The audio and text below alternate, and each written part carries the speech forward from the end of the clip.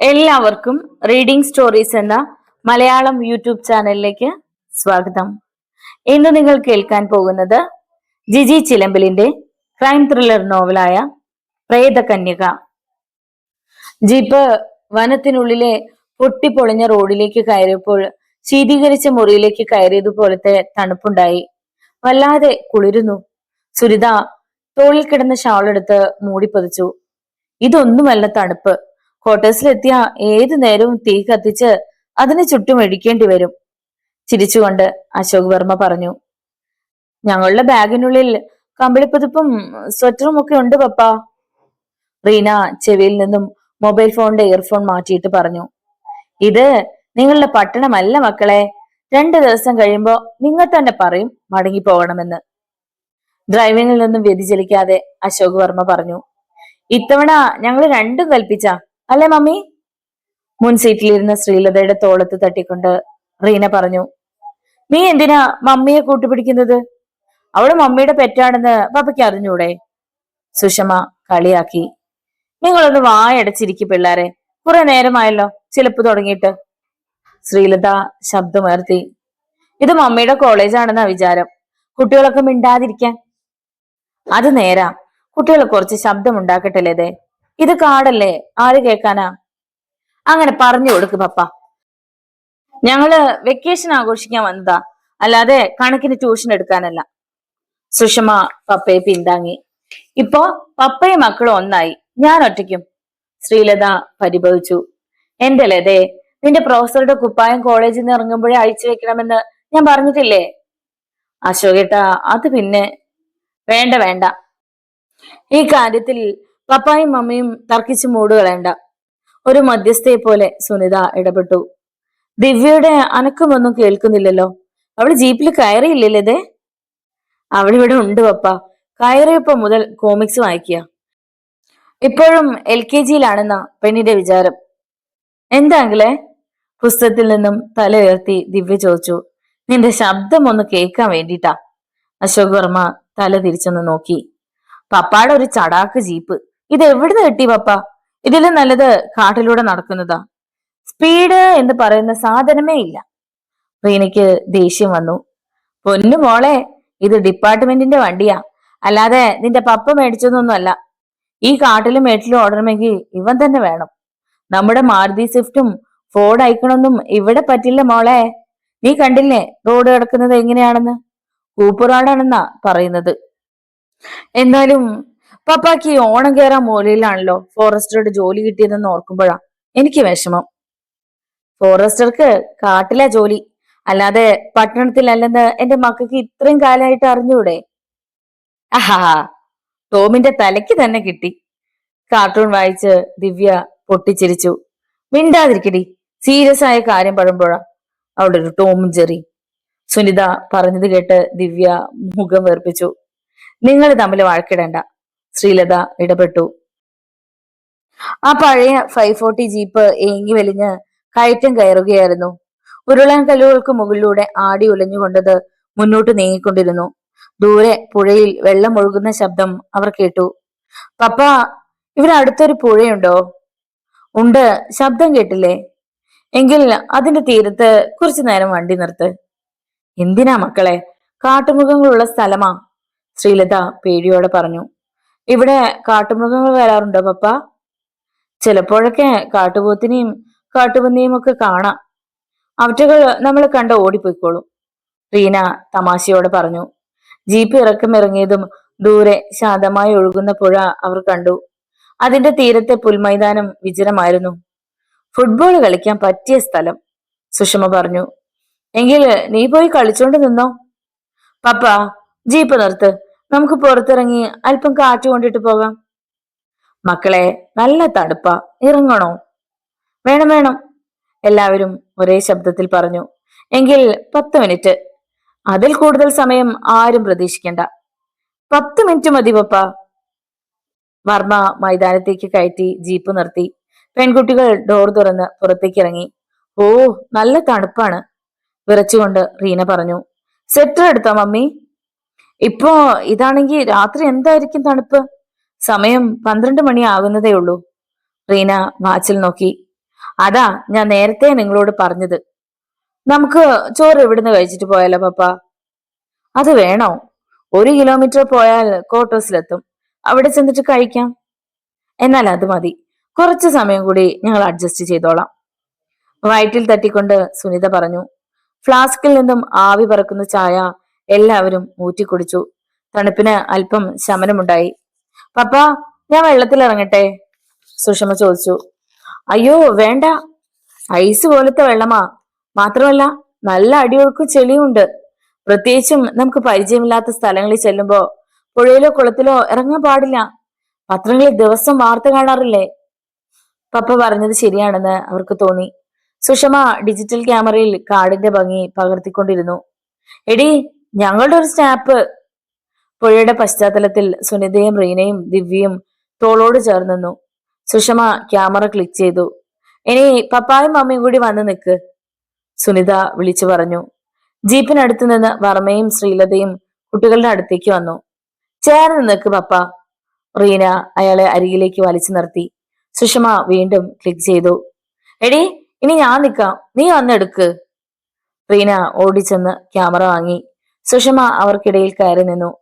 മതി മതി, എല്ലാവരും ജീപ്പിൽ കയറ്, നമുക്ക് പോകാം, വർമ്മ പറഞ്ഞു. കുട്ടികൾ ജീപ്പിൽ കയറി. പിന്നാലെ വർമ്മയും ലതയും.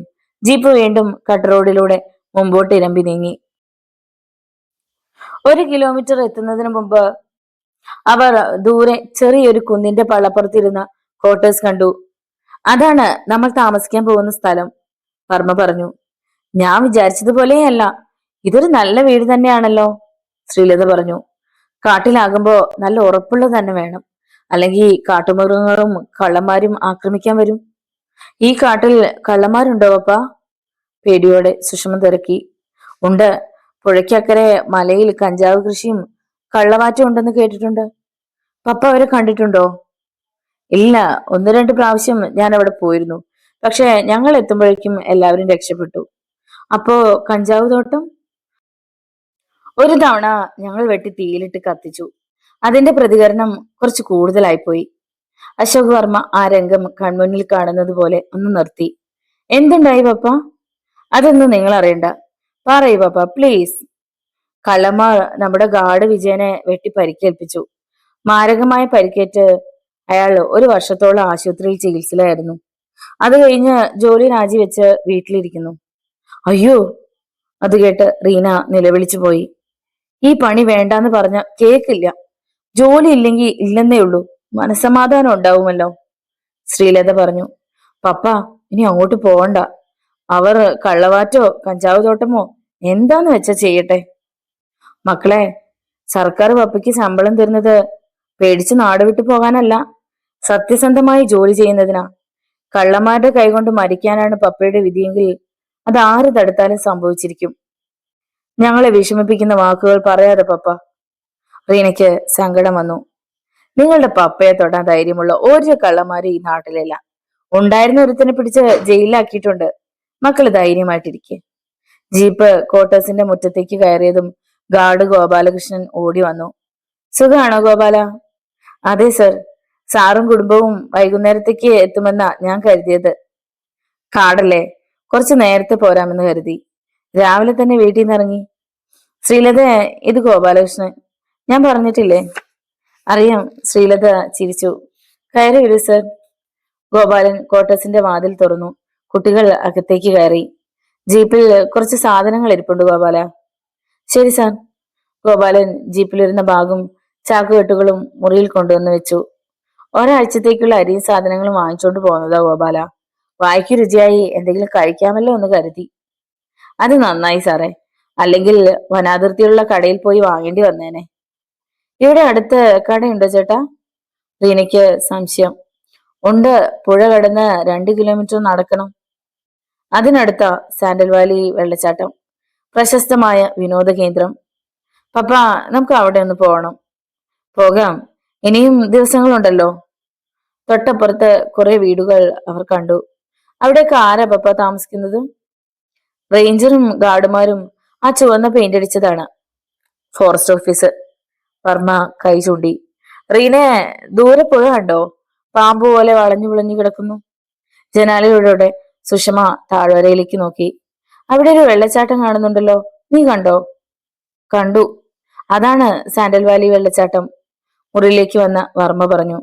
ഇത്രയും ദൂരത്തു നിന്ന് നോക്കുമ്പോൾ തന്നെ എന്ത് രസമാ കാണാൻ. അപ്പൊ അടുത്തു ചെന്നാലോ? അവിടെ ദിനംപ്രതി ധാരാളം ആളുകൾ വരാറുണ്ട്. അവിടെ താമസിക്കാനുള്ള ഹോട്ടലുകളുണ്ടോ പപ്പ? ഹോട്ടലുകളില്ല, ഒരു ടൂറിസ്റ്റ് ബംഗ്ലാവ് ഉണ്ട്.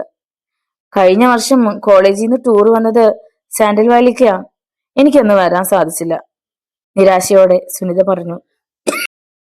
അതിനെന്താ, അടുത്തൊരു ദിവസം നമുക്ക് എല്ലാവർക്കും അങ്ങോട്ട് പോവാം. സന്തോഷായില്ലേ? നിങ്ങളൊക്കെ കൈ കഴുകിയിട്ട് വാ, നമുക്ക് ചോറുണ്ണാം. വല്ലാതെ വിശക്കുന്നു. ഇനി ഭക്ഷണം കഴിച്ചിട്ടാവാം മറ്റു കാര്യങ്ങൾ, റീന എല്ലാവരോടുമായിട്ട് പറഞ്ഞു. അവർ ഉച്ചയ്ക്ക് ഭക്ഷണം കഴിച്ച് കൈ കഴുകി. ഇത്ര രുചിയോടെ ഇതിനു മുമ്പ് കഴിച്ചിട്ടില്ല. അശോക് വർമ്മ ശ്രീലതയെ നോക്കി. അതാണ് മമ്മിയുടെ കൈപുണ്യം. കൈപുണ്യമല്ല, വിശപ്പിന്റെ ആധിക്യം കൊണ്ടാ. വർമ്മ ചിരിച്ചു. ശ്രീലത മുഖം തിരിച്ചു. അപ്പോഴേക്കും തുടങ്ങിയോ പിണക്കം? ഈ കാട്ടിൽ വന്നാലെങ്കിലും നിന്നെ തനിച്ച് കിട്ടുമെന്ന് കരുതി. വർമ്മ കുട്ടികൾ കാണാതെ ശ്രീലതയുടെ കവിളിൽ തലോടി. പിള്ളേര് കാണും, അവൾ മന്ത്രിച്ചു. എന്നതാ പപ്പ ഒരു രഹസ്യം പറിച്ചില്? സുനിത വിളിച്ചു ചോദിച്ചു. ഒന്നുമില്ല, ഞങ്ങൾക്കറിയാം, ഒരു രണ്ടാം ഹണിമൂണിന്റെ കാര്യല്ലേ നിങ്ങൾ സംസാരിച്ചത്. പെണ്ണിന് ഇത്തിരി കൂടുന്നുണ്ട്, പോടി. ശ്രീലത മകളുടെ നേരെ കൈയൂങ്ങി. കുട്ടികൾ അപ്പുറത്തെ മുറിയിൽ ഒത്തുകൂടി. പ്രായമായ കുട്ടികളാ, നമ്മളെ വിറ്റ് പണം അവരുടെ കയ്യിലുണ്ട്. ശ്രീലത അശോകിനെ നോക്കി. നിന്റെ അല്ലേ മക്കൾ, മോശം വരുന്നത് എങ്ങനെ? വർമ്മ പുഞ്ചിരിച്ചു. സമയം കടന്നുപോയി. രാത്രിക്കൊപ്പം തണുപ്പും കടന്നു വന്നു. കുട്ടികൾ കരിമ്പടത്തിനുള്ളിൽ അഭയം തേടി. ഞാൻ പറഞ്ഞിരുന്നില്ലേ, എങ്ങനെയുണ്ട്? മുറിയിലേക്ക് വന്ന വർമ്മ തിരക്കി. അന്റാർട്ടിക്കയിൽ തണുപ്പൊന്നുമില്ല പപ്പ, സുനിത പറഞ്ഞു. ചേച്ചി അവിടെ പോയിട്ടുണ്ടോ? റീന ചോദിച്ചു. പോകണോ? ടിവിയിലും സിനിമയിലൊക്കെ കണ്ടൂടെ? നിങ്ങൾ തമ്മിൽ ഇതിന്റെ പേരിൽ വഴക്കൂടണ്ട. കിടന്നുറങ്ങാൻ നോക്ക്. Good night. ഗുഡ് നൈറ്റ് പപ്പ. വാതിലടച്ച് ശ്രീലത കിടപ്പുമുറിയിലേക്ക് വന്നു. കുട്ടികൾ കിടന്നോ?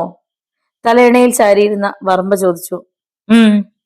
വാതിലും ജനലും ചേർത്തടച്ചില്ലേ?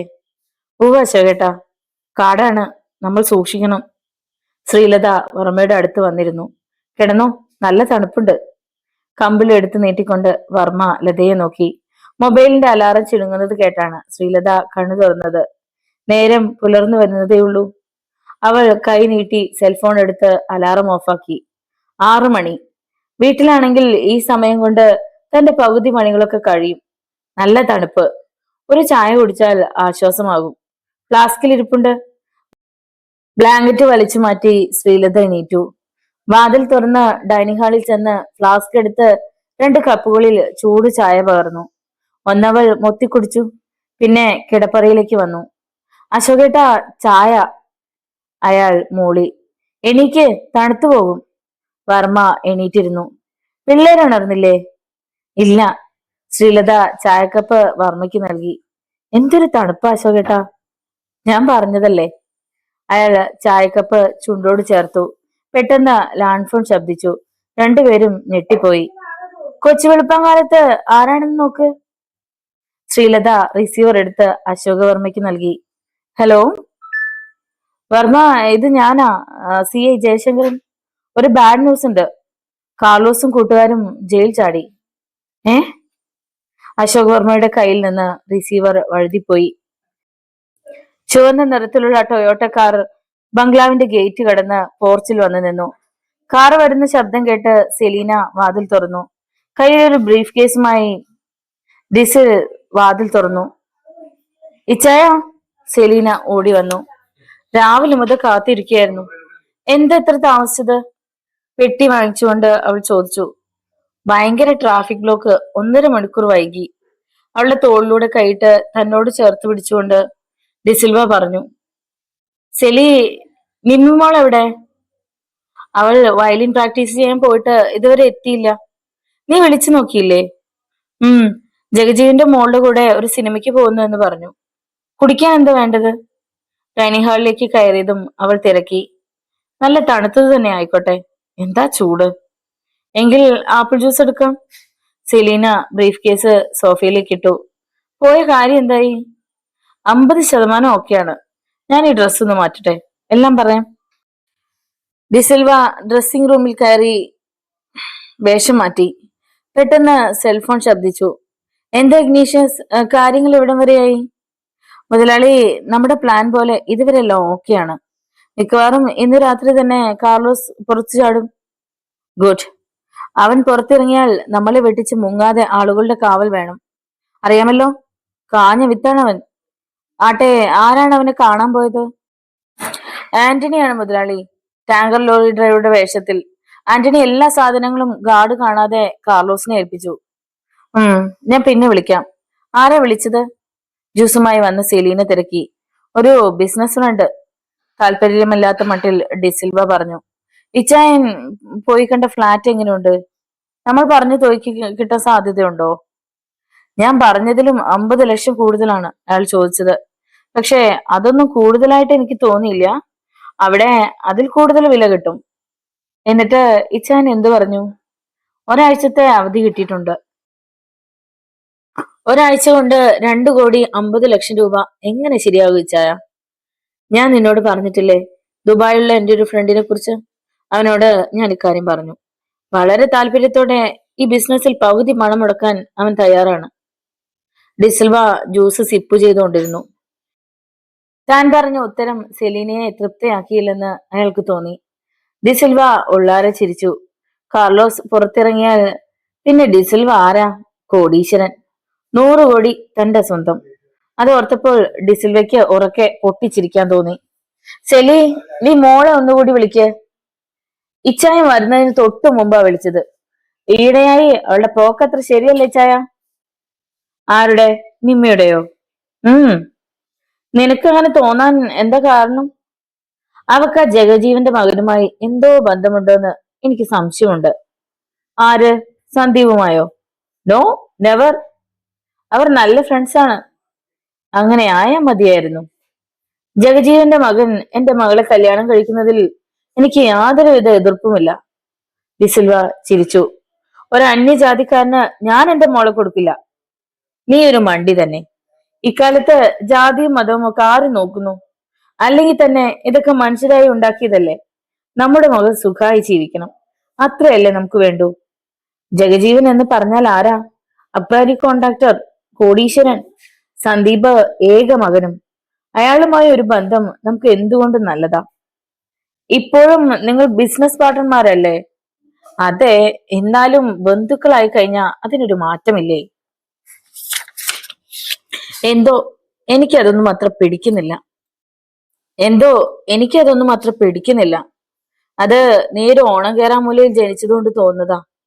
എങ്ങനെയായാലും എന്റെ പപ്പായും അമ്മയും നല്ല അച്ചടക്കത്തിൽ തന്നെയാ ഞങ്ങൾ മക്കളെ വളർത്തിയത്. എന്നിട്ടാണോ നിന്റെ പുന്നാര ആങ്ങളെ റോബർട്ട് അന്യജാതിയിൽപ്പെട്ട ഒരുത്തിയെ പ്രേമിച്ചത്? പ്രേമിച്ചാലും കല്യാണം കഴിച്ചില്ലല്ലോ. കഴിപ്പിച്ചില്ല എന്ന് പറയുന്നതല്ലേ സത്യം. നിന്റെ പപ്പായും അമ്മയും വാശി പിടിച്ചു. ആ പെണ്ണിനെ കിട്ടിയാൽ ആത്മഹത്യ ചെയ്യുമെന്ന് ഭീഷണി മുഴക്കി. ഒടുവിൽ അവർ തന്നെ വിജയിച്ചു. പക്ഷെ ഒരു കുഴപ്പമുണ്ടായി. 50-ാം വയസ്സിലും റോബർട്ട് പെണ്ണ് കെട്ടാതെ പഴയ പ്രേമത്തിന്റെ ഓർമ്മയും കൊണ്ട് നടക്കുന്നു.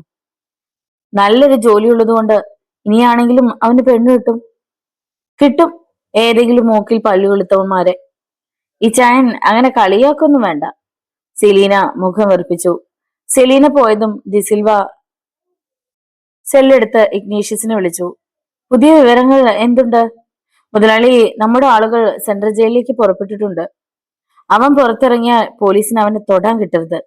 ഇനി അവനെ പോലീസിന്റെ കയ്യിൽ കിട്ടിയാൽ പെട്ടെന്നൊന്നും നമുക്ക് അവനെ രക്ഷപ്പെടുത്താൻ കഴിയില്ല. അതോടെ എന്റെ എല്ലാ പ്ലാനുകളും തകരും. അതുണ്ടാകാതെ നോക്കണം. ആരെങ്കിലും തടയാൻ ശ്രമിച്ചാൽ ഒന്നും നോക്കണ്ട, തീർത്തു കളഞ്ഞേക്കണം. നമ്മുടെ ഫാം ഹൗസിലേക്ക് തൽക്കാലം അവനെ കൊണ്ടുപോവാ. ബാക്കിയൊക്കെ പിന്നെ തീരുമാനിക്കാം. ശരി മുതലാളി. 100 കോടി വിലയുള്ള സ്വർണ്ണ വിഗ്രഹമാണ് കിട്ടാൻ പോകുന്നത്. അതേക്കുറിച്ച് ഓർത്തപ്പോൾ ഡിസിൽവയുടെ ദേഹത്തെ രോമങ്ങൾ പിടഞ്ഞുണർന്നു. സമയം നീങ്ങുന്നില്ലെന്ന് അയാൾക്ക് തോന്നി. ഇഗ്നേഷ്യസ് വാതിലിൽ 2 തവണ മുട്ടി. മൂന്നാമത് തട്ടുന്നതിന് മുമ്പ് സ്റ്റെല്ല വാതിൽ തുറന്നു. എന്താടി തുറക്കാൻ ഇത്ര താമസം? ഏതെങ്കിലും ചെറ്റ അകത്തുണ്ടായിരുന്നോ? ഇഗ്നേഷ്യസ്, വാക്കുകൾ സൂക്ഷിച്ച് സംസാരിക്കണം. ഒതുങ്ങി നിന്നുകൊണ്ട് സ്റ്റെല്ല പറഞ്ഞു. ഞാൻ പറയുന്നതാണോടി കുറ്റം? നീ സീരിയലിൽ അഭിനയിച്ചിരുന്ന കാലത്ത് നിന്റെ ശരീരത്തിന്റെ ചൂടറിയാത്തവർ ആരുണ്ടായിരുന്നടി ഈ നാട്ടിൽ? അതൊക്കെ പഴയ കഥ. എല്ലാം അറിഞ്ഞുകൊണ്ടാണല്ലോ നിങ്ങൾ എന്റെ കൂടെ പൊറുതി തുടങ്ങിയത്. മടുത്തെങ്കിൽ അത് പറ, ഞാനങ്ങ് പോയേക്കാം. അവകാശം ചോദിക്കാൻ നിങ്ങൾ താളിച്ചരടൊന്നും എന്റെ കഴുത്തിൽ കെട്ടിയിട്ടില്ലല്ലോ. നീ ചൂടാകാതടി പെണ്ണെ. പിന്നെ കള്ളു കുടിച്ചുകൊണ്ട് കയറി വരുന്നത് തന്നെ സംശയത്തിന്റെ കണ്ണുകൊണ്ടാണ്. കുറെ നാളായി ഞാൻ സഹിക്കുന്നു. സാരമില്ല, പോട്ടടി. നീ ഒന്നും കഴിച്ചില്ലല്ലോ. ദാ ബിരിയാണി, നീ കഴിച്ചോ?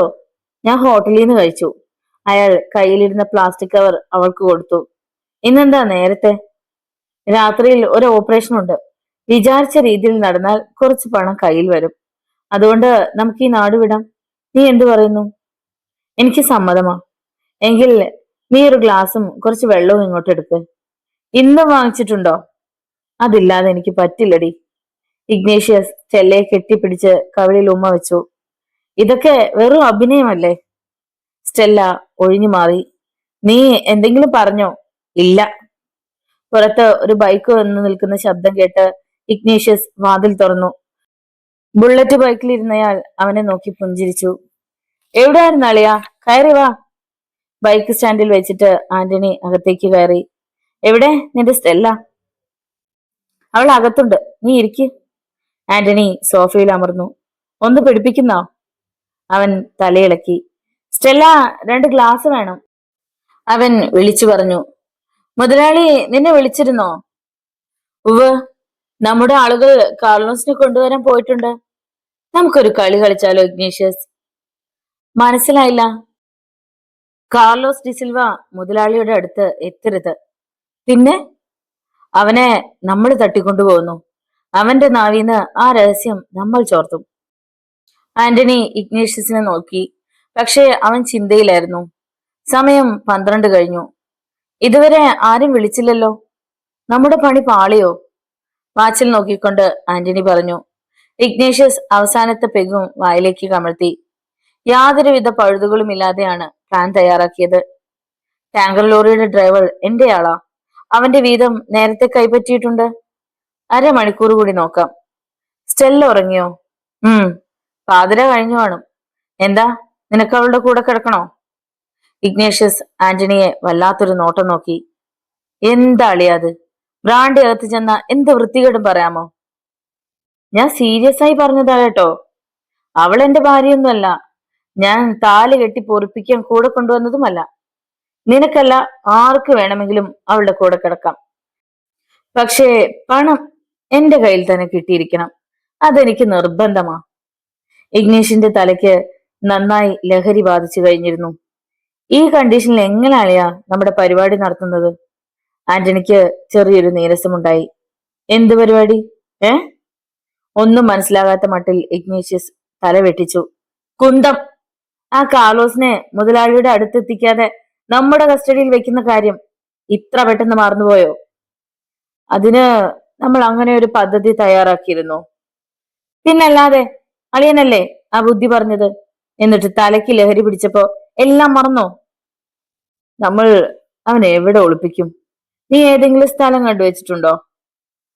ഇല്ല, അതിനെക്കുറിച്ച് ആലോചിക്കണമെന്ന് അളിയനല്ലേ പറഞ്ഞത്. കാർലോസിനെ ഫാം ഹൗസിൽ എത്തിക്കാനാ മുതലാളി പറഞ്ഞിരിക്കുന്നത്. അവൻ മുതലാളിയെ വെട്ടിച്ച് കടന്നു കളയാതിരിക്കാൻ വേറെ ആളുകളെയും തയ്യാറാക്കി നിർത്തിയിട്ടുണ്ട്. ഇവരുടെ ഒക്കെ കണ്ണു വെട്ടിച്ച് നമ്മുടെ പ്ലാൻ വിജയിപ്പിക്കാൻ പറ്റുമോ എന്നതാണ് എന്റെ സംശയം. സംശയിച്ചോണ്ടിരുന്ന അവൻ പാട്ടിന് പോവും. അവനെ സ്വീകരിക്കാൻ പോയ നമ്മുടെ ആളുകൾ വിളിക്കട്ടെ. പെട്ടെന്ന് ഇഗ്നേഷ്യസിന്റെ മൊബൈൽ ഒന്ന് മുരണ്ടു. അണ്ണാ, ഇത് ഞാനാ, വാസു. Operation success. ഞങ്ങളിപ്പോ വനത്തിന് സമീപത്തുള്ള റോഡിലുണ്ട്. ഇനി എന്താ വേണ്ടത്? അവന്മാർ വനാതിർത്തിയുള്ള റോഡിലുണ്ട്. എന്താ ചെയ്യേണ്ടതെന്ന് സെൽ മാറ്റിവെച്ചുകൊണ്ട് ഇഗ്നേഷ്യസ് ആന്റണിയോട് ചോദിച്ചു. നേരെ ഫാം ഹൗസിലേക്ക് വിട്ടോളാൻ പറ. നമുക്ക് അങ്ങോട്ട് പോവാം. അപ്പോ നമ്മുടെ പദ്ധതി പോകുന്ന വഴിക്ക് ആലോചിക്കാം. നിങ്ങള് ഫാം ഹൗസിലേക്ക് പൊയ്ക്കോ, ഞങ്ങൾ പിന്നാലെ എത്താം. അയാൾ കോൾ കട്ടാക്കി. വേഗം പോകാം. സ്റ്റെല്ലേ? അവൾ ഉറക്കമായി കാണും അളിയ. അവളുടെ ഒടുക്കത്തെ ഉറക്കം. നീ വിളിച്ച് കാര്യം പറ. ഇഗ്നേഷ്യസ് ഡ്രസ്സ് മാറ്റാനായി മുറിയിലേക്ക് കയറി. ആന്റണി സ്റ്റെല്ലയെ വിളിക്കാൻ ചെന്നു. Stella, Stella. അവൾ കണ്ണു തിരുമ്മിക്കൊണ്ട് അവരെ നോക്കി. ഞങ്ങൾ പുറത്തേക്ക് പോകുന്നു, വരാൻ വൈകും, വാതിലടച്ചേക്ക്. ഇഗ്നേഷ്യസ് എവിടെ? ഡ്രസ്സ് മാറ്റുന്നു. അവർ പുറത്തിറങ്ങുമ്പോഴേക്കും സ്റ്റെല്ല എണീറ്റ് വന്നിരുന്നു. ആന്റണി ബൈക്ക് സ്റ്റാർട്ട് ചെയ്തു. അത് മുന്നോട്ട് നീങ്ങിയതും സ്റ്റെല്ല വാതിലടച്ചു. അളിയന്റെ തലയുടെ പെരുപ്പ് മാറിയോ? എന്തിനാ? എന്തെങ്കിലും ഒന്ന് സംസാരിച്ച തലയിൽ കയറുമോ എന്നറിയാനാ. നീ പറഞ്ഞോ? ഫാം ഹൗസിൽ എത്തിയാൽ നമുക്ക് അവനെ തൊടാൻ കിട്ടുമെന്ന് തോന്നുന്നുണ്ടോ? അറിയാം, പക്ഷെ അതിനു മുമ്പ് നമ്മൾ അവനെ തട്ടിക്കൊണ്ടുപോകാൻ ശ്രമിക്കുന്നത് ബുദ്ധിയല്ല. കാരണം ജയിൽ ചാടി അവന്റെ പിന്നാലെ പോലീസ് കാണാതിരിക്കില്ല. തൽക്കാലം പോലീസിന്റെ കണ്ണിൽ പെടാതെ ഒളിച്ചിരിക്കട്ടെ. കാര്യങ്ങൾ നമ്മൾ പിന്നെ തീരുമാനിക്കാം. അതിനു മുമ്പ് മുതലാളിയോട് അവൻ എല്ലാ രഹസ്യവും പറഞ്ഞ നമ്മുടെ പദ്ധതി വെറുതെയാകില്ലേ? പെട്ടെന്ന് എങ്ങനെ ഒരു തീരുമാനം എടുക്കാൻ കഴിയുമെന്ന് തോന്നുന്നില്ല.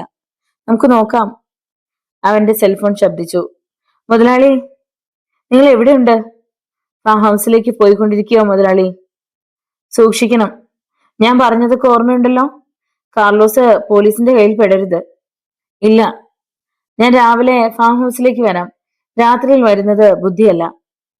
ശരി മുതലാളി. മുതലാളിയുടെ ആഗ്രഹം നടക്കാൻ പോകുന്നില്ല. കോൾ കട്ടാക്കിക്കൊണ്ട് ഇഗ്നേഷ്യസ് പറഞ്ഞു. സൈറൻ ഇട്ടുകൊണ്ട് 2 പോലീസ് വാഹനങ്ങൾ അവരെ കടന്നുപോയി. ചതിച്ചു, പോലീസ്! ആന്റണി നിലവിളിച്ചു. കാർലോസും കൂട്ടുകാരും ജയിൽ ചാടിയ വിവരം പോലീസ് അറിഞ്ഞു കഴിഞ്ഞു. എങ്കിൽ അവർ കുടുങ്ങും. ഞാൻ ആ വാസുവിനെ വിളിക്കട്ടെ. ഇഗ്നേഷ്യസ് വാസുവിന്റെ നമ്പർ കുത്തി. ബെല്ലടിക്കുന്നുണ്ട്, പക്ഷെ ആരും എടുക്കുന്നില്ല. നിരാശയോടെ ഇഗ്നേഷ്യസ് പറഞ്ഞു. ബൈക്കൊരു വളവ് തിരിഞ്ഞതും അവരാ കാഴ്ച കണ്ടു. റോഡിൽ നിന്നും 30 അടി താഴ്ചയിലേക്ക് മറിഞ്ഞു കിടക്കുന്ന ഒരു സ്കോർപിയോ. എല്ലാം തുലച്ചു. കാർലോസും കൂട്ടുകാരും രക്ഷപ്പെട്ട വണ്ടിയാണത്. ഞെട്ടലോടെ ഇഗ്നേഷ്യസ് പറഞ്ഞു. ഇനി എന്തു ചെയ്യും? അതിനടുത്തായി ബൈക്ക് നിർത്ത്. ആന്റണി പോലീസ് വണ്ടികൾക്ക് പിന്നിലായി ബൈക്ക് നിർത്തി. ഇഗ്നേഷ്യസ് ചാടിയിറങ്ങി. എന്താ സാറെ പറ്റിയത്? ജയിലിൽ ചാടിയവനായിരുന്നു വണ്ടിയിൽ. എന്നിട്ട് അവരെവിടെ? മരിച്ചോ? അറിയില്ല, കുറെ ശവങ്ങൾ കിടപ്പുണ്ട്, പരിശോധിക്കുന്നതേ ഉള്ളൂ, പോലീസുകാരൻ പറഞ്ഞു. പെട്ടെന്ന് ഇഗ്നേഷ്യസ് ഒരു ശവം തിരിച്ചറിഞ്ഞു. വാസു. താൻ വിളിച്ചിട്ട് ഫോൺ എടുക്കാതിരുന്നത് എന്തുകൊണ്ടെന്ന് അവന് മനസ്സിലായി. ജീപ്പിലുണ്ടായിരുന്ന ആളുകളിൽ 4 പേർ മരിച്ചിരുന്നു. 2 പേരുടെ നില ഗുരുതരവും.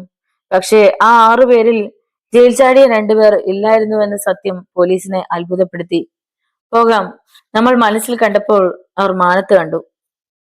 ആന്റണി ബൈക്ക് സ്റ്റാർട്ടാക്കി. ഈ ആക്സിഡന്റ് കാർലോസ് മനഃപൂർവ്വം ഉണ്ടാക്കിയതാണെന്ന് എനിക്ക് തോന്നുന്നു. കാരണം അവൻ എല്ലാം മണത്തറിയുന്നവനാ. മുതലാളിയുടെ മനസ്സിരിപ്പ് അവൻ അറിഞ്ഞു കാണും. കോടികൾ വിലമതിക്കുന്ന വിഗ്രഹം എന്തിനു മുതലാളിക്ക് കൊടുക്കണമെന്ന് അവൻ ചിന്തിച്ചാൽ നമുക്ക് അവനെ കുറ്റം പറയാൻ പറ്റുമോ? ഇഗ്നേഷ്യസ് പറഞ്ഞത് ശരിയാണെന്ന് ആന്റണിക്കും തോന്നി. ചുണ്ടലിക്കുള്ള കിണി കൊണ്ട് പെരിച്ചാഴിയെ പിടിക്കാൻ നോക്കരുത്, ആരോടൊന്നില്ലാതെ ഇഗ്നേഷ്യസ് പറഞ്ഞു. ഇനി നമ്മൾ എങ്ങോട്ടാ? തിരിച്ചു വിട്ടോ. വിവരങ്ങൾ അറിയുമ്പോ മുതലാളി ബോധം കെട്ട് വീണില്ലെങ്കിൽ ഭാഗ്യം. വനാതിർത്തിയിലെ ഗോമതിയുടെ വീട്ടിൽ ആരും ഉറങ്ങിയിരുന്നില്ല. അന്തരീക്ഷത്തിന് വാറ്റുചാരായത്തിന്റെ ഗന്ധം. പുറത്തെ റോഡരികിൽ ഒരു മാരുതി വാൻ നിർത്തിയിട്ടിരിക്കുന്നു. കുറെ ആളുകൾ കന്നാസിൽ നിറച്ച ചാരായം വാനിൽ കയറ്റിക്കൊണ്ടിരിക്കുന്നു. കഴിഞ്ഞില്ലേ? ബീഡി പുകച്ചുകൊണ്ട് നിന്ന വാനിന്റെ ഡ്രൈവർ തിരക്കി. 4-5 ബാക്കിയുണ്ട്, ഇരുട്ടുപോലെ കറുത്ത നിറമുള്ള പൊക്കം കുറഞ്ഞവൻ പറഞ്ഞു. നിമിഷങ്ങൾ കഴിഞ്ഞു. ഗോമതിയക്ക, ലോഡ് കയറ്റി കഴിഞ്ഞു. ഡ്രൈവർ പോക്കറ്റിൽ നിന്നും ഒരു കെട്ട് നോട്ടെടുത്തു. ഇത് എത്രയുണ്ടാക്കപ്പ? 50,000. വെളുക്കെ ചിരിച്ചുകൊണ്ട് ഗോമതി ആ നോട്ടുകെട്ടുകൾ ബ്ലൗസിനുള്ളിലേക്ക് തിരികി. വരട്ടെ. സൂക്ഷിച്ചു പോണം. കാടിന്റെ അതിർത്തി കഴിഞ്ഞാ എന്റെ ഉത്തരവാദിത്വം കഴിഞ്ഞു, അറിയാമല്ലോ? അറിയാം, എന്നാൽ ശീഘ്രം വിട്ടോ. ശരിയക്ക. പിന്നാലെ റോഡിൽ നിന്ന് വാൻ സ്റ്റാർട്ടാക്കി പാഞ്ഞുപോയി. നിങ്ങൾ പോയി കിടന്നോടെ പിള്ളാരെ, ചാരായം കയറ്റാൻ നിന്ന 2 പേരോടായി ഗോമതി പറഞ്ഞു. ശരിയക്ക. അവർ അപ്പുറത്തെ ഷെഡിലേക്ക് പോയി. ബ്ലൗസിനുള്ളിൽ നിന്ന് നോട്ടുകെട്ടെടുത്ത് അലമാരയിൽ വെച്ച് പൂട്ടി. പിന്നെ കട്ടിലിൽ കയറി കിടന്നു. കണ്ണിൽ ഉറക്കം കയറാൻ തുടങ്ങിയതും ആരോ വാതിലിൽ തട്ടി. ഗോമതി ഞെട്ടി ഉണർന്നു. ഗോമതിയക്ക, ഗോമതിയക്ക, പതിഞ്ഞ ശബ്ദം കേട്ടു. ആരാ? വാതിൽ തുറക്ക്. ഗോമതി എണീറ്റ് വാതിൽ തുറന്നതും 4 പേർ അകത്തേക്ക് കയറി. മുന്നിൽ വന്ന ആളെ കണ്ടതും അവൾ ഞെട്ടിപ്പോയി. കാർലോസ്. അതെ, വാതിലടക്കി. നിങ്ങൾ എപ്പോ ജയിലിൽ നിന്ന് ഇറങ്ങി? ഇറങ്ങിയതല്ല, ജയിൽ ചാടി. പോലീസ് പിന്നാലെയുണ്ട്. ഏ? ഗോമതി വാതിലടച്ച് കുറ്റിയിട്ടു. തിന്നാൻ വല്ലതിരിപ്പുണ്ടോ? താറാൻമുട്ട പുഴുങ്ങിയതും നല്ല സ്വയംഭം മാറ്റുണ്ട്. ബാക്കിയൊക്കെ കഴിഞ്ഞു. മതി, വേഗം എടുത്തോ. ഗോമതി അടുക്കളയിലേക്ക് പോയി. ഇഗ്നേഷ്യസും ആന്റണിയും തിരിച്ചെത്തി. ഇനി എന്താ പരിപാടി? ആന്റണി, നമുക്ക് എങ്ങനെയെങ്കിലും കാർലോസിന്റെ കയ്യിൽ നിന്ന് ആ രഹസ്യം ചോർത്തണം. പക്ഷെ എങ്ങനെ? ഒരു വഴിയുണ്ട്. അളിയൻ ഉദ്ദേശിക്കുന്നത് പറയാം. പെട്ടെന്ന് അവന്റെ സെൽ ശബ്ദിച്ചു. ആശം പിടിക്കാൻ മുതലാളിയാണ്. ഹലോ, നീ എത്രയും പെട്ടെന്ന് വീട്ടിലെത്തണം. എന്തിനാ മുതലാളി? അതൊക്കെ വന്നിട്ട് പറയാം. രാവിലെ വന്നാ പോരെ? പോരാ, ഉടൻ വരണം. മുതലാളിയുടെ ശബ്ദത്തിന് തീ പിടിച്ചതുപോലെ തോന്നി. ശരി മുതലാളി. മറുത്തൊരു വാക്ക് പറയാൻ അവന് കഴിഞ്ഞില്ല. മുതലാളിയുടെ വാലിന് തീ പിടിച്ചു കഴിഞ്ഞു. എന്താ? ഉടൻ വീട്ടിലെത്താൻ. ഈ രാത്രിയിലോ? എങ്ങനെ പോകും? നിന്റെ ബൈക്കൊന്ന് വേണം. ഞാൻ വരുന്നവരെ നീ ഇവിടെ ഇരിക്കേ. കട്ടൻ ചായ? നല്ല ബുദ്ധി തോന്നിയോ?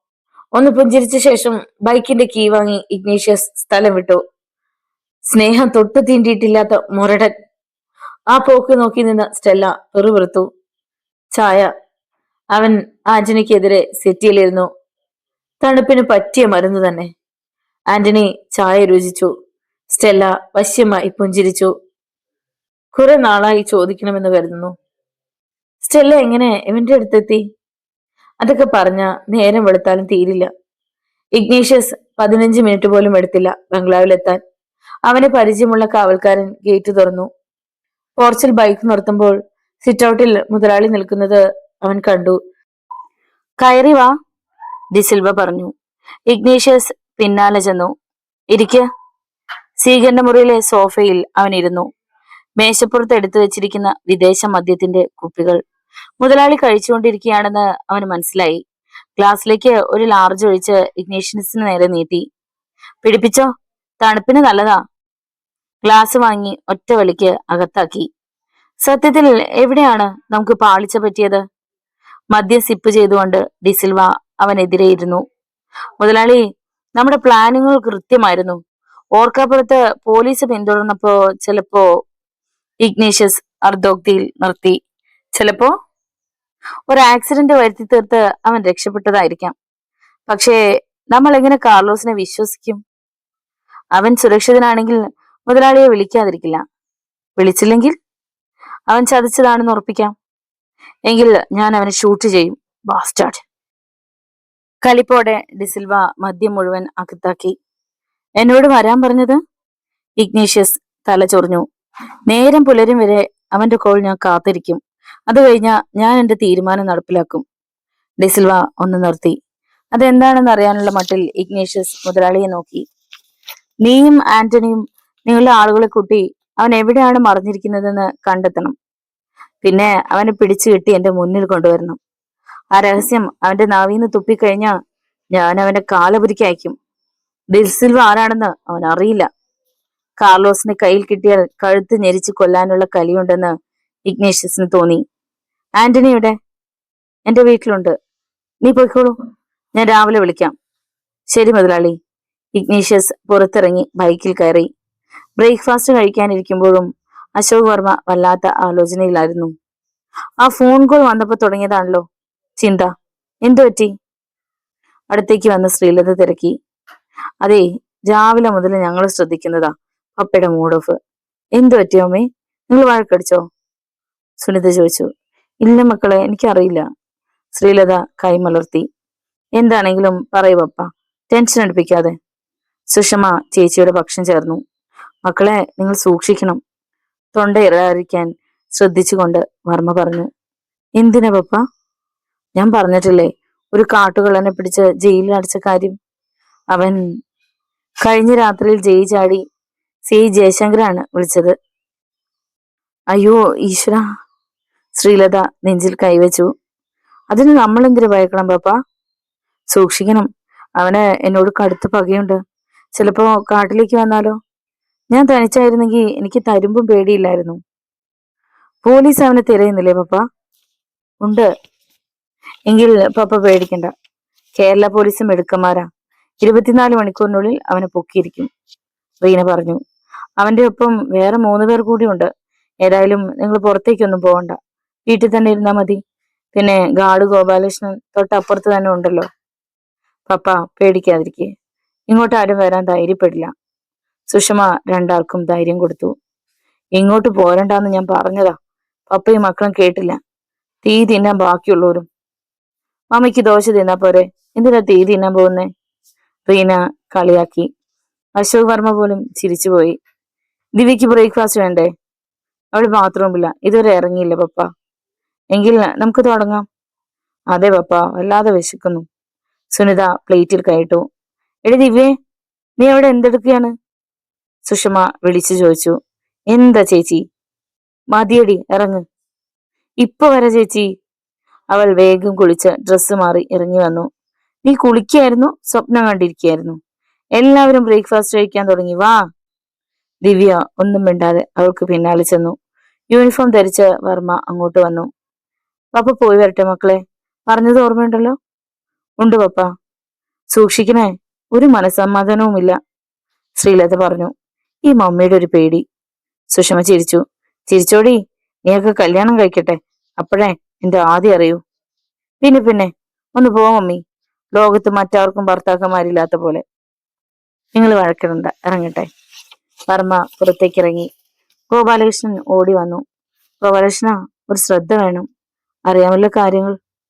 അറിയാം സർ. റോബർട്ട് വന്നില്ലേ? സാർ രാത്രി തന്നെ എത്തിയിരുന്നു. ഞാൻ സാറും കുടുംബവും വന്ന കാര്യം റോബർട്ട് സാറിനോട് പറഞ്ഞിരുന്നു. അശോക് വർമ്മ ജീപ്പിൽ കയറി. അതിന്റെ ചക്രങ്ങൾ മുമ്പോട്ടുരുണ്ടു. സുനിത പുറത്തേക്ക് നോക്കി. ദൂരെ റേഞ്ചർ താമസിക്കുന്ന വീട്ടിൽ നിന്നും ഒരാൾ യൂണിഫോമിൽ മുറ്റത്തേക്ക് ഇറങ്ങി. സുഷമേ, റേഞ്ചർ സാർ വന്നിടി, താ നോക്ക്. എവിടെ? സുഷമ ഓടി വന്നു. അയാള് നമ്മുടെ വീട്ടിലേക്കാണല്ലോ വരുന്നത്. മമ്മി, മമ്മി, റേഞ്ചർ സാർ ഇങ്ങോട്ട് വരുന്നുണ്ട്. പപ്പയെ കാണാനായിരിക്കും. ശ്രീലത അവൾക്കരികിലേക്ക് വന്നു. മോളെ, ഒരു കപ്പ് ചായ എടുത്തോ. സുനിത അകത്തേക്ക് പോയി. റേഞ്ചർ വർമ്മയുടെ ക്വാർട്ടേഴ്സിന്റെ മുന്നിലെത്തി. വർമ്മ സാർ പോയോ? വർമ്മ സാർ പോയോ? വാതിൽക്കിൽ നിന്ന് സുഷമയോട് തിരക്കി. പപ്പ പോയല്ലോ, 10 മിനിറ്റായി. ഞാൻ ഇറങ്ങാൻ വൈകി. മോളാണല്ലേ? അതെ. പപ്പായും മോളും തനിച്ചേ ഉള്ളോ? അല്ല, മമ്മിയും ചേച്ചിയും അനുജത്തിയും ഉണ്ട്. കുടുംബസമേതം കാട് കാണാൻ ഇറങ്ങിയതാവും അല്ലേ? റോബർട്ട് ചിരിച്ചു. എവിടെ മമ്മി? സുഷമ വിളിച്ചതും ചായയുമായി ശ്രീലതയും പിന്നാലെ സുനിതയും അങ്ങോട്ട് വന്നു. ഒരു നിമിഷം തലയിൽ പാമ്പ് കുത്തിയതുപോലെ ശ്രീലത സ്തംഭിച്ചു നിന്നു. റോബർട്ട്, അവളുടെ അധരം മന്ത്രിച്ചു. റോബർട്ടിന്റെ അവസ്ഥയും അത് തന്നെയായിരുന്നു. ശ്രീലത, തന്റെ ലത. അയാൾ ചലനമറ്റ് നിന്നുപോയി. ജയിലിൽ നല്ല സുഖമായിരുന്നോ? മച്ചാൻ നന്നായി ഒന്ന് മിനുങ്ങിയിട്ടുണ്ടല്ലോ. വാറ്റുചാരായം ഗ്ലാസ്സിലേക്ക് ഒഴിച്ചുകൊണ്ട് ഗോമതി കാർലോസിനെ നോക്കി. പുഴുങ്ങിയ താറാവിന്റെ മുട്ട ആർത്തിയോടെ കടിച്ചു തിന്നുകയായിരുന്ന കാർലോസ് അത് കേട്ട് ഒന്ന് പുഞ്ചിരിച്ചു. പിന്നെ ഒരിറക്ക് ചാരായം അകത്താക്കിയിട്ട് പറഞ്ഞു. പൊന്നു മോളെ, ഭരണപക്ഷത്തിന്റെ ആളായ എന്നെ തൊടാൻ ഏത് പോലീസിനാടി ധൈര്യം? DGP വരെ ഒന്ന് മടിക്കും. ജയിലിലെ സ്പെഷ്യൽ ചപ്പാത്തിയും കോഴിക്കറിയും തിന്നാടി ഞാൻ തടി വെച്ചത്. എനിക്ക് പ്രത്യേക പരിഗണനയായിരുന്നു. അത് പിന്നെ എനിക്കറിയത്തില്ലയോ മച്ചാനെ. മച്ചാൻ പോയ പുല്ല് പോലെ ഊരിപ്പോരുമെന്ന്. ആ കഴിവേറുടെ മോൻ കാരണമോ എനിക്ക് 8 മാസം അകത്ത് കിടക്കേണ്ടി വന്നത്. ആര്? ഫോറസ്റ്റർ അശോക് വർമ്മയോ? അതെ, അവനുള്ള പണി ഞാൻ വേറെ വെച്ചിട്ടുണ്ട്. അത് പറഞ്ഞപ്പോഴാ മച്ചാനെ ഒരു കാര്യം ഓർത്തത്. വർമ്മ കുടുംബസമേതം കാട്ടിൽ വന്നിട്ടുണ്ട്. പിള്ളേർക്ക് വെക്കേഷൻ അല്ലേ, ആഘോഷിക്കാനായിരിക്കും. നേരോ? കാർലോസിന്റെ കണ്ണുകൾ ചുവന്നു കുറുകി. തങ്കരാജും പഴനിയപ്പനും ഭദ്രനും വാറ്റുചാരാവും താറാവിന്റെ മുട്ടയും വലിച്ചു കയറ്റി ഓരോരോ ഭാഗത്തായി വീണിരുന്നു. നിന്റെ കൂട്ടിലെ കിളികളൊക്കെ പറന്നുപോയോടി? കൈയും മുഖവും കഴുകി വന്ന കാർലോസ് തിരക്കി. മച്ചാൻ പോയതോടെ അവറ്റകളെ തീറ്റിപ്പോറ്റാൻ ഞാൻ പെട്ട പാട്. 2 പേര് സ്ഥലം വിട്ടു. ഒരുത്തിയുണ്ട്, ഉറക്കമാ, വിളിക്കണോ? വേണ്ട, ഞാൻ അവളുടെ മുറിയിൽ കിടന്നോളാം. മച്ചാൻ വാ. ഗോമതി അയാളെ മുറിയിലേക്ക് കൊണ്ടുപോയി. ഡിസിൽവ മുതലാളിയുടെ സ്വർണ്ണ വിഗ്രഹം അച്ഛൻ എവിടെയാ ഒളിപ്പിച്ചത്? ഒരു രഹസ്യ സ്ഥലത്ത്. നാളെ മുതലാളിയെ കാണണം. എന്നിട്ടത് അവിടെ നിന്ന് എടുത്തു കൊടുക്കണം. എന്തിനാ മച്ചാനെ? അതെടുത്ത് മച്ചാനെ സ്ഥലം വിട്ടൂടെ? ഡിസിൽവ മുതലാളിയോട് കാർലോസ് ഒരിക്കലും ചതി കാണിക്കത്തില്ല. നാളെ രാവിലെ മുതലാളിയെ കാണണം. സൂക്ഷിക്കണം, പോലീസിന്റെ കയ്യിൽ പെടരുത്. അതൊക്കെ എനിക്കറിയാം. ഗോമതി കാർലോസിനെ കിടക്കയിൽ പിടിച്ചിരുത്തി. ഉറങ്ങിക്കിടന്ന ഒരു യുവതിയെ വിളിച്ചെണീപ്പിച്ചു. രാത്രി കിടന്നിട്ട് ശ്രീലതയ്ക്ക് ഉറക്കം വന്നില്ല. ഇനി ഒരിക്കലും കാണില്ലെന്ന് കരുതിയ റോബർട്ട് ഇതാ കയ്യെത്തും ദൂരത്ത്. അവളുടെ മനസ്സിലൂടെ നിറം പിടിപ്പിച്ച കുറെ ഓർമ്മകൾ കടന്നുപോയി. ഈ കാട്ടിലേക്ക് വരാൻ തോന്നിയ നിമിഷത്തെ ശപിച്ചുകൊണ്ട് ശ്രീലത ഉറക്കം വരാതെ തിരിഞ്ഞും മറിഞ്ഞും കിടന്നു. രാവിലെ ലാൻഡ് ഫോൺ ശബ്ദിക്കുന്നത് കേട്ടാണ് സെലീന ഉറക്കമുണർന്നത്. ഹലോ. അവൾ റിസീവർ എടുത്തു. ഡിസിൽവ മുതലാളിയെ കിട്ടണം, അത്യാവശ്യമാണ്. ഫോണിലൂടെ ഒരു പരുക്കൻ ശബ്ദം ഒഴുകി വന്നു. സെലീന കോഡ്ലെസ് ഫോണുമായി കിടപ്പറയിലേക്ക് ചെന്നു. ഇച്ചായന് ഫോൺ. അവൾ ഡിസിൽവയെ വിളിച്ചു. ആരാടി? അറിയില്ല. ഹലോ. ഡിസിൽവ റിസീവർ വാങ്ങി. മുതലാളി, ഇത് ഞാനാ, കാർലോസ്. നീ എവിടുന്നാ കാർലോസെ വിളിക്കുന്നത്? ഡിസിൽവ ചാടി എണീറ്റു. അയാളുടെ നഷ്ടപ്പെട്ട ഉന്മേഷം വീണ്ടും കിട്ടി. കാട്ടിനുള്ളിൽ ഒളിത്താവളത്തിൽ നിന്നാ മുതലാളി, കാർലോസ് പറഞ്ഞു. ഗുഡ്. നിന്നെ എനിക്ക് ഉടനെ കാണണം. കാണാം മുതലാളി, ഞാൻ കാട്ടിനുള്ളിലെ പുഴക്കരയിലുണ്ട്. കാർലോസ് സ്ഥലം പറഞ്ഞു കൊടുത്തു. 1 മണിക്കൂറിനുള്ളിൽ ഞാൻ അവിടെ എത്താം. ശരി മുതലാളി. ഡിസിൽവ കോൾ കട്ട് ചെയ്ത് ഇഗ്നേഷ്യസിനെയും ആന്റണിയെയും വിളിച്ച് ഉടൻ ബംഗ്ലാവിൽ എത്താൻ നിർദ്ദേശിച്ചു. നഷ്ടപ്പെട്ടെന്ന് കരുതിയ 100 കോടി കയ്യിൽ വരാൻ പോകുന്നു. താൻ കാർലോസിനെ തെറ്റിദ്ധരിച്ചു. ആരായിച്ചായ? സെലീന തിരക്കി. എനിക്ക് വേണ്ടപ്പെട്ട ആളാ. നീ വേഗം ബ്രേക്ക്ഫാസ്റ്റ് തയ്യാറാക്ക്. ഉടൻ പുറത്തു പോകണം. ഡിസിൽവയുടെ മനംമാറ്റം അവളെ അത്ഭുതപ്പെടുത്തി. 1/2 മണിക്കൂറിനുള്ളിൽ ഇഗ്നേഷ്യസും ആന്റണിയും ബംഗ്ലാവിലെത്തി. എന്താ മുതലാളി? പറയാമടോ. കാർലോസ് വിളിച്ചു. അവൻ കാട്ടിനുള്ളിലെ പുഴക്കരയിലുണ്ടാവും. നമുക്ക് ഉടനെ അവിടെ എത്തണം. സന്തോഷത്തോടെ ഡിസിൽവ പറഞ്ഞു. അവർ പരസ്പരം നോക്കി. നിങ്ങൾ ഇരിക്ക്, ഞാനിതാ വരുന്നു. മുതലാളി അകത്തേക്ക് പോയി. നമ്മുടെ പദ്ധതിയൊക്കെ പാളിയല്ല ആന്റണി. ഇനി നമുക്കെങ്ങനെ കാർലോസിന് കിട്ടും? നിരാശയോടെ ഇഗ്നേഷ്യസ് പറഞ്ഞു. ഞാൻ ഇപ്പോഴും പ്രതീക്ഷ കൈവടിഞ്ഞിട്ടില്ല. ആന്റണി പുഞ്ചിരിച്ചു. മുതലാളിയുടെ ബൊലേറോ ജീപ്പിൽ അവർ പുറപ്പെട്ടു. ജീപ്പ് ഗേറ്റ് കടന്നു പോകുന്നത് നിമി കണ്ടു. ഡാഡി, ഇത്ര രാവിലെ എങ്ങോട്ടാ? എപ്പോ നോക്കിയാലും ഒരു ബിസിനസ്. അവൾ കിടക്കയിലിരുന്നു. മോളെ, സെലീന വിളിച്ചതും നിമ്മി എണീറ്റു. കാട്ടിനുള്ളിലെ പാറപ്പുറത്ത് കാർലോസും കൂട്ടുകാരും ഡിസിൽവ മുതലാളിയെ കാത്തു നിൽക്കുകയായിരുന്നു. ആ വിഗ്രഹം കൈക്കലാക്കി കഴിഞ്ഞാൽ ഡിസിൽവ മുതലാളി അണ്ണനെ പോലീസിന് ഒറ്റിക്കൊടുക്കുമോന്നാ എന്റെ സംശയം. പഴനിയപ്പൻ കാർലോസിനെ നോക്കി. നിങ്ങളുടെ അണ്ണൻ ഒന്നും കാണാതെ കളിക്കാൻ ഇറങ്ങില്ലെന്ന് അറിഞ്ഞൂടെ പഴനി? കാർലോസ് ഉറക്കെ ചിരിച്ചു. അണ്ണൻ ഉദ്ദേശിക്കുന്നത്? എന്റെ മനസ്സിൽ ചില പ്ലാനും പദ്ധതികളും ഉണ്ട്. നിങ്ങൾ കണ്ടോ? ദൂരെ നിന്നും ബൊലേറോ ജീപ്പ് ആമയെ പോലെ എഴിഞ്ഞു വരുന്നത് അവർ കണ്ടു. മുതലാളിയാണെന്ന് തോന്നുന്നു, കാർലോസ് പറഞ്ഞു. രാത്രി ഡിസിൽവയുടെ ബൊലേറോ ജീപ്പിൽ മുതലാളിയെ കൂടാതെ അവർ 3 പേരും ഉണ്ടായിരുന്നു. കാർലോസും ഇഗ്നേഷ്യസും ആന്റണിയുമായിരുന്നു അവർ. കാർലോസ് വഴി പറഞ്ഞു കൊടുത്തു. ഇഗ്നേഷ്യസ് വണ്ടി ഓടിച്ചുകൊണ്ടിരുന്നു. വലത്തേക്ക്. ഹൗസിംഗ് കോളനിയിലുള്ള ജംഗ്ഷൻ എത്തിയതും കാർലോസ് പറഞ്ഞു. ജീപ്പ് വലത്തേക്ക് തിരിഞ്ഞു. ആ മൈതാനത്തിനടുത്ത് നിർത്ത്. ഇഗ്നേഷ്യസ് അനുസരിച്ചു. ജീപ്പ് ഒരു മൂലയിലേക്ക് മാറ്റി നിർത്തി. ഹെഡ്ലൈറ്റ് അണച്ചു. എല്ലാവരും പുറത്തേക്ക് ഇറങ്ങി. അപ്പോഴേക്കും ദൂരെ നിന്നും തീക്കണ്ണുകളുമായി ഒരു JCB അങ്ങോട്ട് പാഞ്ഞു വന്നു. പീതാംബരനും എത്തി. ഡിസിൽവ പറഞ്ഞു. എവിടെയാണ് വിഗ്രഹം കുഴിച്ചിട്ടിരിക്കുന്നത്? കാർലോസ് മങ്ങിയ നിലവിളിച്ചത്തിൽ ആ സ്ഥാനം എല്ലാവർക്കും കാണിച്ചു കൊടുത്തു. ഡിസിൽവയുടെ നിർദ്ദേശപ്രകാരം പീതാംബരൻ JCB പ്രവർത്തിക്കാൻ തുടങ്ങി. ശബ്ദം കേട്ട ആളുകൾ ഉണരും മുമ്പ് സ്ഥലമിടണം. JCBയുടെ ആനക്കൈ മണ്ണിനടിയിലേക്ക് താണുകൊണ്ടിരുന്നു. മൈതാനത്ത് വലിയൊരു കുഴി രൂപപ്പെട്ടു. ഇവിടെ അങ്ങ് ഒന്നുമില്ല മുതലാളി, ഇഗ്നേഷ്യസ് പറഞ്ഞു. പെട്ടെന്നാണ് മണ്ണിനൊപ്പം ഒരു അസ്ഥികൂടം വെളിയിൽ വന്നത്. അയ്യോ, അസ്ഥികൂടം! ആന്റണി പറഞ്ഞു. കാർലോസെ, അതെന്താണെന്ന് നോക്ക്. ഡിസിൽവ പറഞ്ഞതും കാർലോസ് കുഴിയിലിറങ്ങി അസ്ഥികൂടം എടുത്ത് കരയിലേക്ക് ഇട്ടു. ഇതൊരു പെണ്ണിന്റേതാണെന്ന് തോന്നുന്നു. കഴുത്തിലും കാലിലും കിടക്കുന്ന ആഭരണങ്ങൾ നോക്കിക്കൊണ്ട് ഡിസിൽവ പറഞ്ഞു. ശരിയാ മുതലാളി, മാലയും പാദസരങ്ങളും ഉണ്ട്. അസ്ഥികൂടത്തിൽ നിന്ന് ഊരി വീണ മാലയും പാദസരങ്ങളും ഇഗ്നീഷ് എടുത്ത് പോക്കറ്റിലിട്ടു. അത് കുഴിയിൽ തന്നെ ഇട്ട് മൂടിയാരെ, പോലീസ് അറിഞ്ഞ പൊല്ലാപ്പാവും. JCBയുടെ കൂറ്റൻ കരങ്ങൾ കുഴി മണ്ണിട്ട് മൂടി. ഇവിടെ അങ്ങ് ഒരു കോപ്പുമില്ല. എവിടെ എന്റെ വിഗ്രഹം? കളി കയറിയ ഡിസിൽവ കാർലോസിന്റെ കഴുത്തിന് കുത്തിപ്പിടിച്ചു. ഞാൻ പറഞ്ഞത് സത്യമാ മുതലാളി. അന്ന് ഞാൻ വിഗ്രഹം ഒരു ചാക്കിൽ പൊതിഞ്ഞ് ഇവിടെ തന്നെയാണ് കുഴിച്ചിട്ടത്. എനിക്ക് ഉറപ്പാ. എന്നിട്ട് അത് എവിടെ? 100 കോടിയുടെ മുതൽ. മുതലാളി, കോളനിയിലുള്ളവർ ഉണരാൻ തുടങ്ങി. നമുക്ക് സ്ഥലം വിടാം. എല്ലാവരും ജീപ്പിൽ കയറി. ഇരുട്ടിൽ വെളിച്ചത്തിന്റെ മാളങ്ങൾ തീർത്തുകൊണ്ട് ആ വാഹനങ്ങൾ പാഞ്ഞുപോയി. വാതിലിൽ മുട്ടുകേട്ട് സ്റ്റെല്ല ഞെട്ടിയുണർന്നു. സമയം 2 മണി. ഞാനടി, വാതിൽ തുറക്ക്, ഇഗ്നീഷ്യസ് വിളിച്ചു പറഞ്ഞു. സ്റ്റെല്ല വാതിൽ തുറന്നു. പോയ കാര്യം സാധിച്ചോ? ഇല്ല, പക്ഷെ വേറൊരു കൂട്ടം കിട്ടിയിട്ടുണ്ട്. അവൻ പോക്കറ്റിൽ നിന്ന് മാലയും പാദസരങ്ങളും പുറത്തെടുത്തു. നീ കുറെ നാളായില്ലേ പറയുന്നു, ഇതൊക്കെ ഒന്ന് ഇട്ടു നോക്ക്. സ്റ്റെല്ല സന്തോഷത്തോടെ ആഭരണങ്ങൾ കയ്യിൽ വാങ്ങി. ഇത് പഴയ ഫാഷനാ, ഇപ്പൊ ഇതൊക്കെ മതിയടി. അവൾ മാല തിരിച്ചു മറിച്ചു നോക്കി, പിന്നെ കഴുത്തിലണിഞ്ഞു. കൊള്ളാം, നിനക്ക് നന്നായി ചേരുന്നുണ്ട്. സ്റ്റെല്ല കട്ടിലേക്ക് കാൽ കയറ്റി വെച്ച് പാദസരങ്ങൾ കാലിലണിഞ്ഞു. പിന്നെ മുറിയിൽ 2 ചാൽ നടന്നു. മണികിലുക്കം. ഇഷ്ടപ്പെട്ടോ? ഇത് എവിടുന്ന് സംഘടിപ്പിച്ചു? അതൊന്നും നീ പറയണ്ട, വന്ന് കിടക്ക്. സ്റ്റെല്ലയുടെ തോളിൽ കൈകിട്ടുകൊണ്ടവൻ കിടപ്പുമുറിയിലേക്ക് നടന്നു. ലൈറ്റ് അണഞ്ഞു. സമയം കടന്നുപോയി. പെട്ടെന്ന് പുറത്ത് ശക്തമായ കാറ്റടിക്കാൻ തുടങ്ങി.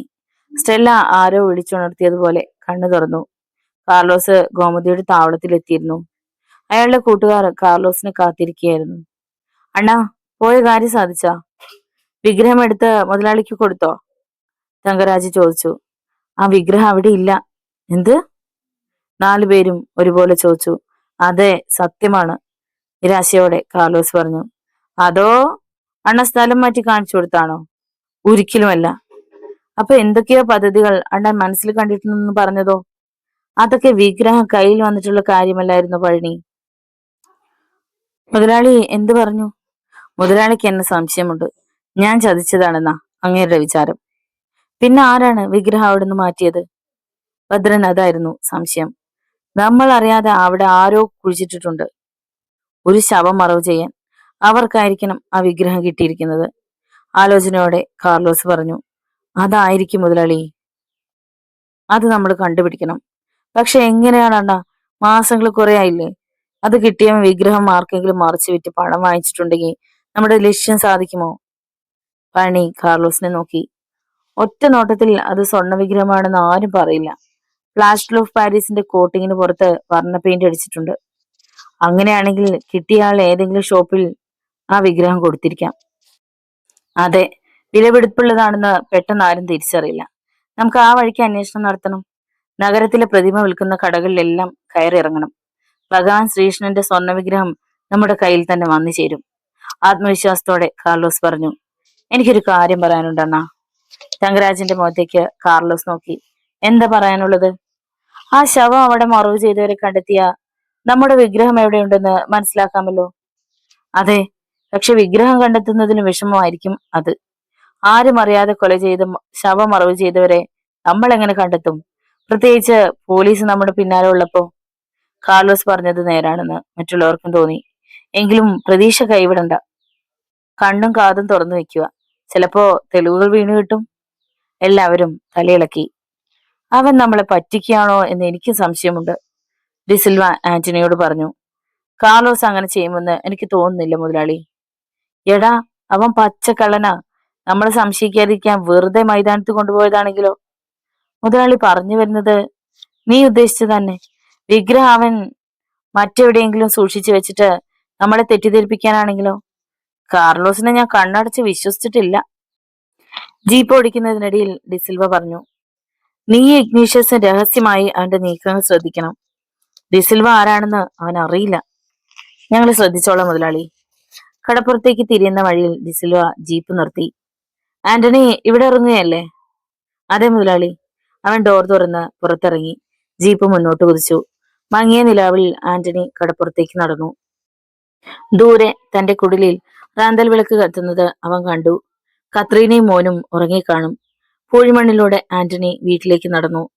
അപ്പോൾ അവന്റെ കൺമുന്നിൽ തെളിഞ്ഞു നിന്നത് 100 കോടി വില വരുന്ന സ്വർണ്ണ വിഗ്രഹത്തിന്റെ ചിത്രമായിരുന്നു. വീടിന് പുറത്ത് ശക്തമായ കാറ്റ് ആഞ്ഞടിക്കാൻ തുടങ്ങി. പെട്ടെന്ന് ആരുടെയോ നിലവിളി സ്റ്റെല്ല കേട്ടു. അവൾ കിടക്കയിൽ എഴുന്നേറ്റിരുന്ന് കാതോർത്തു. തന്റെ തോന്നലാണോ? വീണ്ടും നിലവിളിക്കുന്ന ശബ്ദം. അതൊരു പെൺകുട്ടിയുടെ കരച്ചിലാണെന്ന് അവൾക്ക് തോന്നി. എന്തോ ഉൾപ്രേരണയോടെ സ്റ്റെല്ല എണീറ്റു. വീഡിയോ ഇഷ്ടമായാൽ ഒന്ന് ലൈക്ക് ചെയ്ത്, ഷെയർ ചെയ്ത്, സബ്സ്ക്രൈബ് ചെയ്ത് സപ്പോർട്ട് ചെയ്യുക. നിങ്ങളുടെ വിലയേറിയ അഭിപ്രായങ്ങളും നിർദ്ദേശങ്ങളും വിമർശനങ്ങളും കമന്റ് ബോക്സിൽ രേഖപ്പെടുത്തുക. നാളെ കാണാം. നന്ദി.